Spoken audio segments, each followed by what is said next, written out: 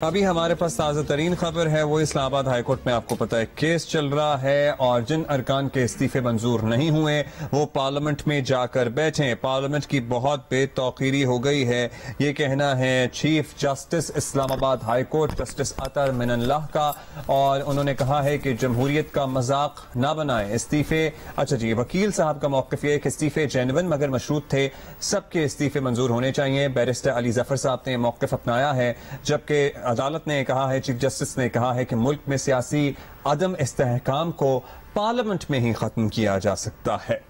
بڑی اہم بات ہے ویسے۔ سپریم کورٹ بھی ایک طرف پاکستان تحریک انصاف کو انسسٹ کر رہی ہے کہ بھئی پارلیمنٹ میں جا کے بیٹھیں، جمہوریت کا مذاق نہ بنائیں، اور ابھی چیف جسٹس اطہر من اللہ کے بھی بڑے اہم ریمارکس ہیں کہ یہ جو سیاسی عدم استحکام ہے یہ پارلیمنٹ میں ہی ختم ہو سکتا ہے۔ اس سے ہم یہی اخذ کر سکتے ہیں کہ جو اعلیٰ عدلیہ ہے، جج صاحبان ہیں، وہ بھی یہی سمجھتے ہیں کہ سیاسی مسئلے سڑکوں پر نہیں پارلیمان میں ہی حل ہونے چاہیے۔ Try telling them